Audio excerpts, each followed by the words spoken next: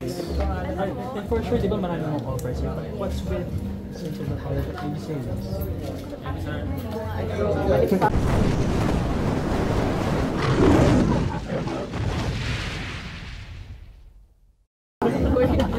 Pero, Sense of the Father, actually hindi dapat in-record kasi, you know, si Gerald, matagal ko na siyang nakatrabaho and it's been fun working with him.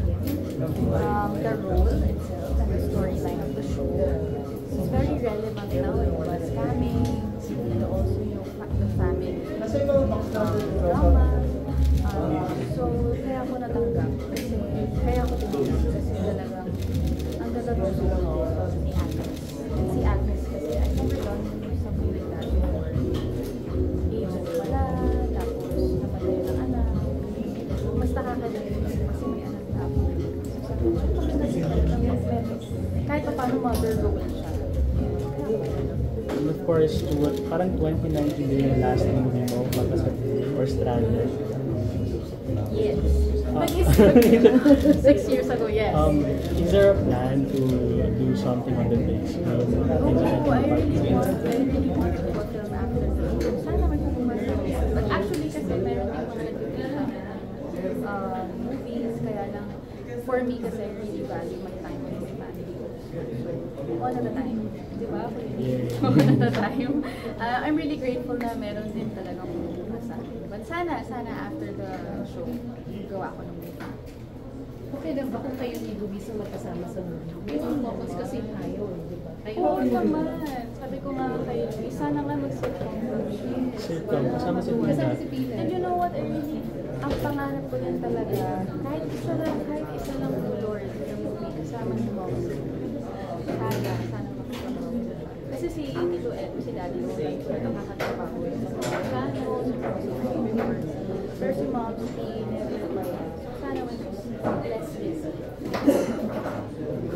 Jessie, kasi nung tumakbo si Luis, di ba, nawalan siya ng mga shows kasi syempre bawal siya. Tapos ngayon nga na-lesson din yung promotion niya. Parang isa ba yun sa mga reasons din kung bakit siya nag-showbiz to help him financially?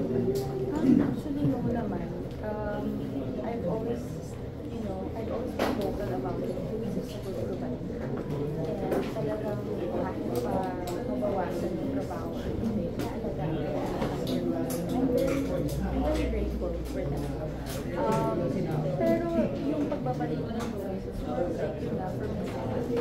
Kasi marami pa akong gustong gawin. And para sa akin, now is the perfect time. Kasi kumbaga, di ba before, kasi meron naman akong bata pa. Laging bothered, di ba? Laging ang daming problema.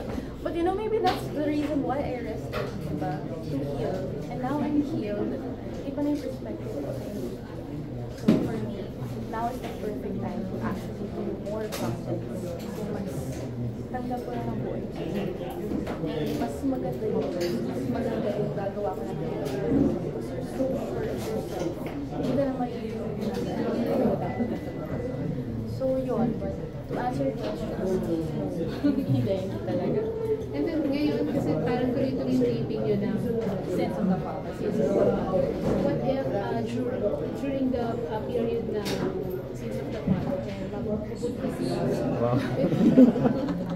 Kung ibigay ni Lord, bakit naman hindi? So, willing kang iwan uli ang showbiz ka rin? Iiwan ko yung showbiz ng mga 10 months. Hindi kaya ko naman mag-work kahit ready ako. Okay lang naman. But syempre wala ng action masyado. Pero I'm still very much into work. Kahit nung time na napunta sa Octero, tuloy-tuloy pa rin ako nag-YouTube, tuloy-tuloy pa rin nag-produce ng content. So, hindi naman ako tamang timing lang talaga.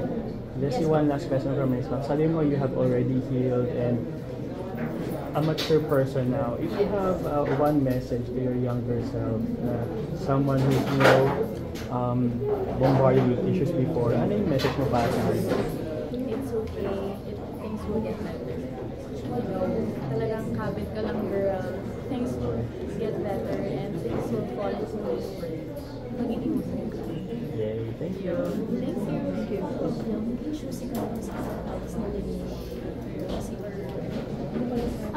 Hindi naman. naman. It's more of like, hindi naman choosy, but alam ko na yung choose ko. So, okay naman ako sa kissing scenes. Pero huwag naman yung torrid na girl. Diba? Yung, ano ba yung term na yun? Torrid. Talagang French kiss. oo. Hindi naman nag-French kiss sa TV eh. Ano ba yung lap-lap? Hindi ko na kaya yun. Kasi dati nagagawa ko pa. But syempre ngayon parang mas sweet na lang tayo. Yung very mag-asawa or alam mo yung romantic na kiss. Huwag naman yung paano na. Ibigay na lahat. Huwag naman ganun. So, napapanood ni Tina yung mga shows? Hindi. Yung mga shows ko before, Regent and Her Sweet. So, mga educational shows, yung mga pinapanood namin. Memorize ko lang yung mga views, yung mga songs ni Miss Rachel. Kasi Luis napapanood niya pag-upulis ng Yes. Kaya nung last na guesting ko, Rainbow Rumble, pinapanood ko siya nung show ni Yu. Nandun ako. So, sabi niya, Mama, that's Mama. Sabi ko, yes, and that's Papa also. So, sanay siya. And nasa TV tayo. Sabi nga ni Ate B, may artista na kayo may Ano siya, very playboy ba? Hindi lang masyado nakikita naman. Pero sa mga vlogs ko nakikita naman, mahilig kita, mahilig social. So right now, kasi sabi ni Ate B, may mga offers naman na commercials. Yes. Kailan nyo i-allow si Tina para magkaroon Meron ng... na. Soon. Hindi ko pa pwedeng sabihin yung brand. Oo. But ikaw ang kasama. Yes. Ako. Naunahan na si Ate B daw. Pero meron din kumukuha sa amin. Sana mag-push through family namin. Kasama si Mama. Sana. Ano, is it, I'm sorry. endorsement or... Endorsement. Sana matuloy. Wala akong cast, di ba? Grabe na lang. Thank you. Thank you. Just may invite na lang ulit sa Sins of the Father. Yes, hello mga kapamilya. Sana po patuloy niyong supportahan ang Sins of the Father, 9:30 p.m. sa Kapamilya Channel A to Z. Saan ba tayo? TV5. So, abangan niyo ang mga pasabog ni Agnes Coulthard. Thank you. Thank you. Ay, But sige you just po. have to